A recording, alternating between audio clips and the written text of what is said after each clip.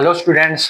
तो आज हम जो है सेकेंड यूनिट स्टार्ट करने जा रहे हैं, जो है मेमोग्राफी। मेमोग्राफी होता क्या है? तो बेसिक प्रिंसिपल पे अगर इसके हम नज़र डालें तो बेसिक प्रिंसिपल है इसका कि मेमोग्राफी एक स्पेशलाइज्ड एक्सरे इमेजिंग टेक्निक है, जिससे हम क्या करते हैं, एग्जामाइन करते हैं, जिससे हम देखते हैं ब्रेस्ट को for the detection of abnormalities. अगर ब्रेस्ट में कोई एबनॉर्मलिटीज हैं तो उस मेमोग्राफी से हम उसको डिटेक्ट कर सकते हैं, जैसे कि ट्यूमर्स, ब्रेस्ट में ट्यूमर्स होता है, सिस्ट होती है या ब्रेस्ट कैंसर होता है। उसको जानने के लिए हम मेमोग्राफी का यूज करते हैं, जो एक इमेजिंग टेक्निक है। तो अगर हम इसके प्रिंसिपल की बात करें तो इसमें हम क्या करते हैं, लो एनर्जी एक्सरेज का यूज करते हैं। लो एनर्जी एक्सरेज का यूज क्यों करते हैं? लो एनर्जी एक्सरेज का यूज इसलिए करते हैं ताकि ब्रेस्ट जो होती है, ब्रेस्ट क्या होता है, ब्रेस्ट एक सॉफ्ट टिश्यू है, और सॉफ्ट टिश्यू पे हम क्या करते हैं, सॉफ्ट टिश्यू पे हम लो एनर्जी एक्सरेज का यूज करते हैं। यूजुअली कितना, 25 से 30 केवीपी।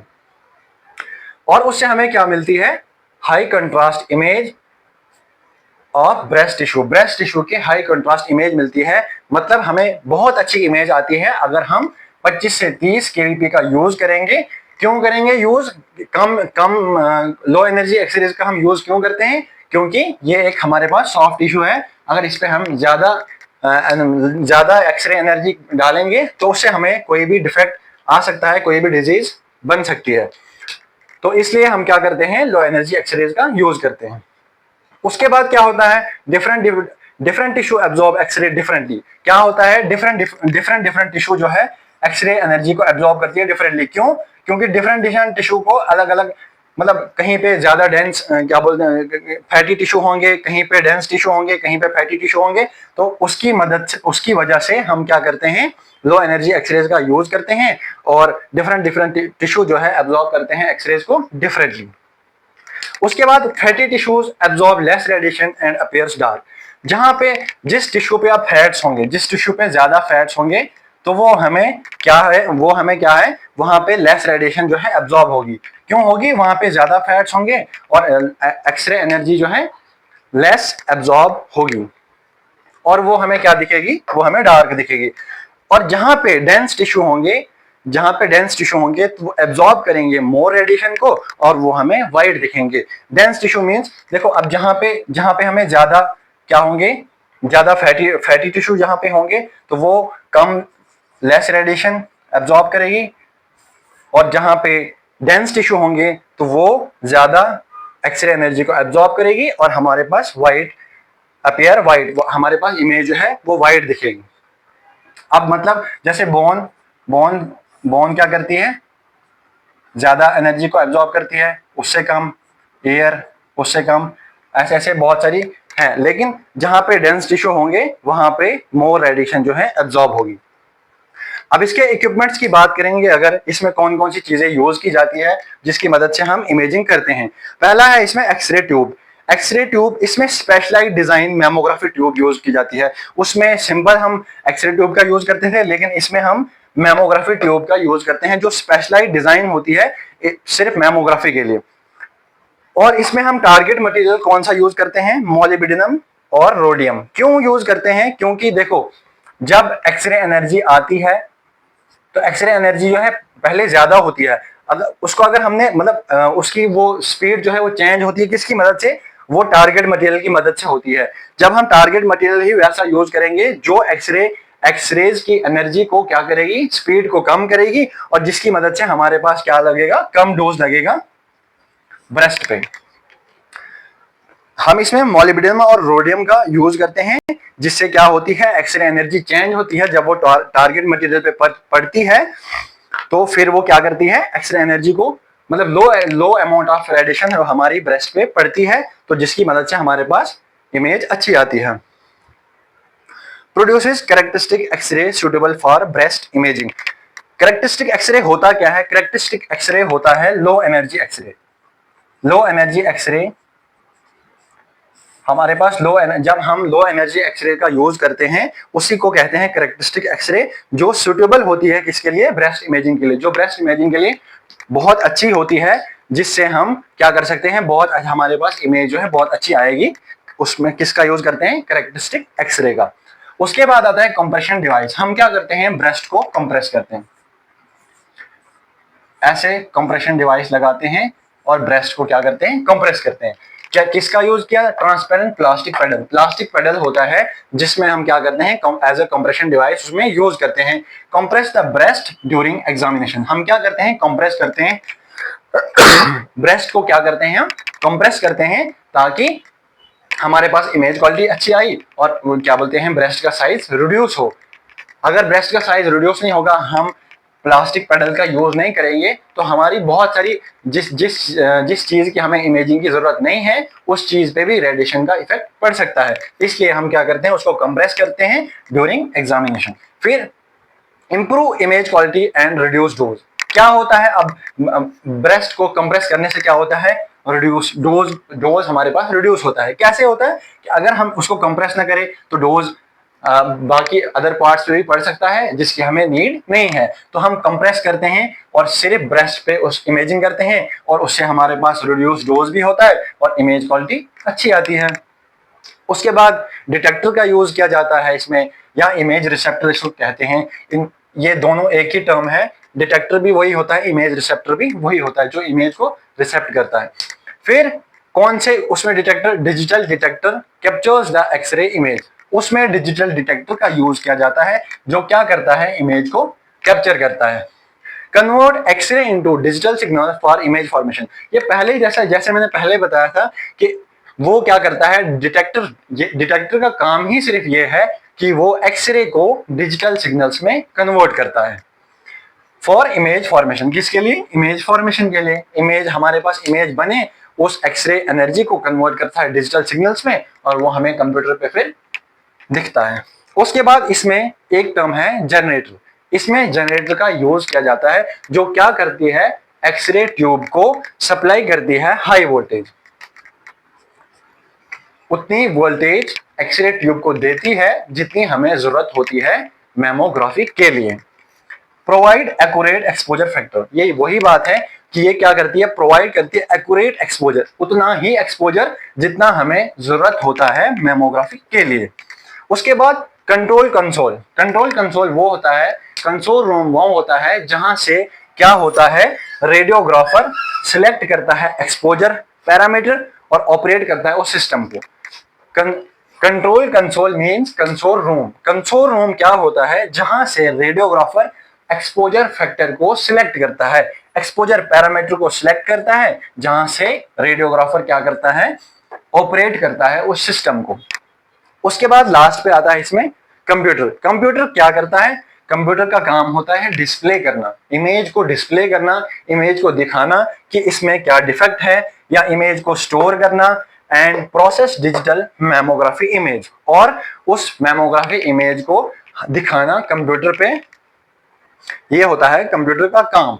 तो ये था हमारा मैमोग्राफी का बेसिक प्रिंसिपल होता क्या है और इसमें इक्विपमेंट्स कौन कौन से यूज किए जाते हैं। इसमें थोड़ा उससे एडवांस है, तो उसमें क्या एक्सरे ट्यूब तो वही होती है, लेकिन इसमें जरा स्पेशलाइज्ड एक्सरे ट्यूब जो सिर्फ मैमोग्राफी के लिए ही यूज की जाती है। और कंप्रेशन डिवाइस जिससे हम ब्रेस्ट को कंप्रेस करते हैं। फिर होता है डिटेक्टर। डिटेक्टर क्या होता है, जो डिटेक्ट करता है, जो कैप्चर करता है एक्सरे इमेज को और कन्वर्ट करता है उसको डिजिटल इमेज में। उसके बाद जनरेटर इसको सप्लाई करता है वोल्टेज, उतना ही वोल्टेज जितना हमारे पास हमें जरूरत हो, और एक्यूरेट एक्सपोजर फैक्टर देता है, उतना ही एक्यूरेट एक्सपोजर देता है जितना हमें नीड है। फिर कंसोल रूम से रेडियोग्राफर क्या सिलेक्ट करता है, एक्सपोजर पैरामीटर को, और ऑपरेट करता है उस सिस्टम को कंसोल रूम से। उसके बाद आता है कंप्यूटर जो हमें डिस्प्ले करता है इमेज को, या स्टोर करता है इमेज और हमें दिखाता है मैमोग्राफी इमेज। तो ये था आज का टॉपिक।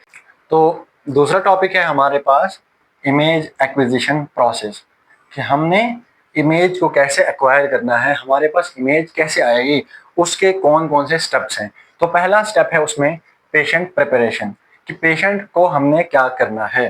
पेशेंट को सबसे पहले हमने क्या करना है, क्लोथिंग रिमूव करनी है और ज्वेलरी रिमूव करनी है from the upper body. Upper body में जितनी भी ज्वेलरी लगी होगी वो हमने रिमूव करनी है, और क्लोथ्स अपर बॉडी के रिमूव करने हैं। उसके बाद क्या करना है, पाउडर्स क्रीम्स को हमने अवॉइड करना है। जिस टाइम हमारे पास क्या हो, इमेजिंग हो, ब्रेस्ट इमेजिंग जब हो, तो उस टाइम हमने पाउडर्स या क्रीम्स को अवॉइड करना है। मतलब पेशेंट ने पाउडर्स या क्रीम लगा के नहीं आना है। क्यों?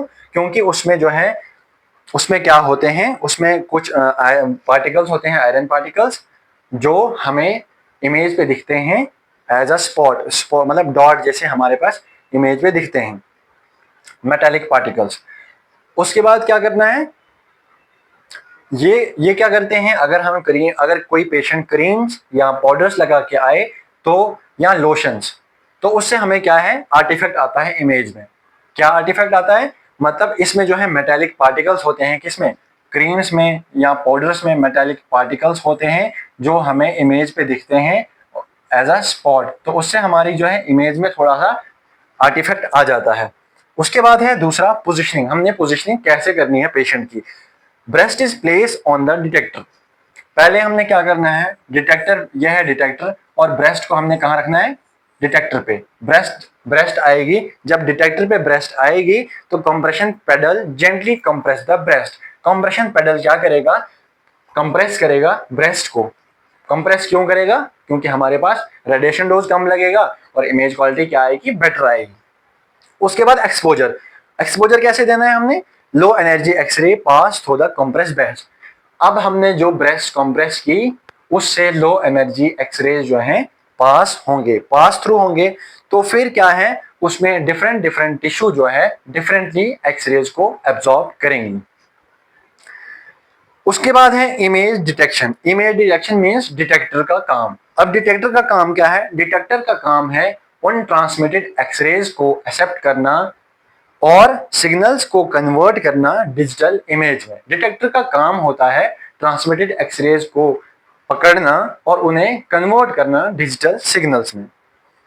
तो हमारे पास वो सिग्नल कन्वर्ट होंगे किसमें, डिजिटल इमेज में। उसके बाद है image processing. Image processing mean computer क्या करेगा, फिर उसकी इमेज क्वालिटी को इंप्रूव करेगा, एनहांस करेगा, बढ़ाएगा। इमेज क्वालिटी जो है, इमेज प्रोसेसिंग के थ्रू इमेज क्वालिटी हमारी बढ़ेगी, एनहांस होगी। उसके बाद image are viewed by the radiologist. फिर रेडियोलॉजिस्ट क्या है, उस इमेज को देखेगा। इसमें दो तरह के व्यू होते हैं। हम ब्रेस्ट को कैसे देख सकते हैं, craniocaudal view, top to bottom view. पहले हम टॉप टू बॉटम व्यू देखते हैं, फिर मेडियोलेटरल ओब्लिक व्यू, मतलब साइड एंगल। फिर पहले हम टॉप टू बॉटम देखते हैं, टॉप टू बॉटम व्यू लेते हैं, फिर साइड एंगल व्यू लेते हैं। इसमें दो स्टैंडर्ड व्यू लेते हैं। देखो अब अगर इन शॉर्ट में आप इन शॉर्ट में थोड़ी बहुत कहानी याद रखोगे तो ये लिखना बहुत ही आसान हो जाएगा।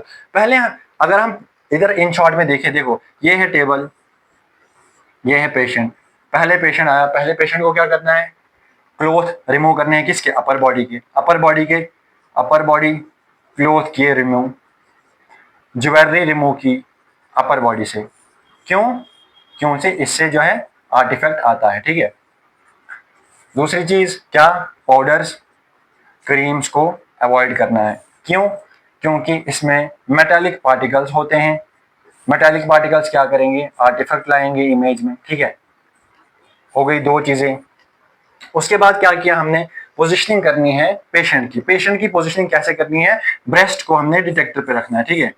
ये ब्रेस्ट को हमने, जब ये डिटेक्टर है, जब हमने ब्रेस्ट को डिटेक्टर पे रखा तो उसके बाद क्या होगा, लो एनर्जी एक्सरेज आएगी। जब लो एनर्जी एक्सरेज आई, ब्रेस्ट से पास हुई, लेकिन कौन सी, अब ये इसको पहले हमने कंप्रेस करना है, ब्रेस्ट को हमने कंप्रेस करना है ताकि हमें अदर पार्ट्स पे डोज न लगे।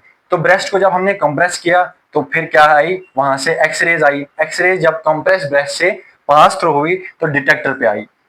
अब क्या है, अब डिटेक्टर क्या करेगा, डिटेक्टर डिटेक्ट करेगा उन सिग्नल्स को। डिटेक्टर का काम क्या है, डिटेक्शन ऑफ एक्सरेज और उसको कन्वर्ट करना किसमें, डिजिटल सिग्नल्स में, एक्सरेज को डिजिटल सिग्नल्स में कन्वर्ट करना। फिर क्या होंगे, जब ब्रेस्ट पे एक्सरेज पड़ेंगी तो डिफरेंट टिश्यू जो है डिफरेंटली एब्जॉर्ब करेंगे एक्सरेज को। क्योंकि अलग अलग डेंसिटी होती है, हर एक पार्ट की अलग अलग डेंसिटी होती है और वो अलग अलग तरीके से एब्जॉर्ब होगी हर एक पार्ट में। उसके बाद क्या होगा, उसके बाद कंप्यूटर क्या करेगा, इसको प्रोसेस करेगा, इसकी क्वालिटी को एनहेंस करेगा, बढ़ाएगा इमेज क्वालिटी को। जब इमेज क्वालिटी को बढ़ाएगा तो उसके बाद जो है रेडियोलॉजिस्ट इस इमेज को देख सकता है। तो एक आसान सा प्रोसेस है कि पहले क्या करना है, हमने पेशेंट को अपर पार्ट में जितने भी अपर पार्ट में क्लॉथ्स लगे होंगे, ज्वेलरी लगी होगी, उनको रिमूव करना है। पाउडर्स, क्रीम्स, उनको अवॉइड करना है क्योंकि उसमें मेटालिक पार्टिकल्स होते हैं, उससे आर्टिफैक्ट्स क्रिएट होता है। आर्टिफैक्ट्स क्रिएट होगा तो हमारे पास इमेज क्लियर नहीं आएगी। उसके बाद क्या करना है, पेशेंट की ब्रेस्ट को जो है डिटेक्टर साइड पे, पेशेंट की ब्रेस्ट जो है वो डिटेक्टर पे रहेगी। फिर लो एनर्जी एक्सरेज क्या होंगे, उस पे कंप्रेस ब्रेस्ट पे पड़ेंगे। लो एनर्जी एक्सरेज क्यों पड़ेंगे, क्योंकि ये हमारे पास ब्रेस्ट जो है सॉफ्ट टिश्यू है। अगर इस पे हम ज्यादा एक्सरेज का यूज करेंगे तो उससे हमारे पास कोई डिजीज बन सकती है। तो लो एनर्जी एक्सरेज का यूज करके जब कंप्रेस ब्रेस्ट से वो पास हुई तो आई डिटेक्टर पे, डिटेक्टर ने उनको डिटेक्ट किया और फिर डिफरेंट डिफरेंट टिश्यूज जो है अब्सॉर्ब करेंगे डिफरेंटली, क्योंकि अलग अलग पार्ट जो है अलग अलग डेंसिटी के होते हैं, तो वो अलग अलग तरीके से एब्जॉर्ब होती हैं। फिर कंप्यूटर सिस्टम उसको क्या करेगा, उस इमेज क्वालिटी को एनहेंस करेगा, बढ़ाएगा, इमेज क्वालिटी बेटर आएगी, तो उसके बाद रेडियोलॉजिस्ट उस इमेज को देखेगा। तो ये था हमारा मेमोग्राफी आज हो जाता है समाप्त। तो अब हम बात करेंगे आगे अल्ट्रासाउंड की, तो उसके लिए मिलते हैं नेक्स्ट वीडियो में।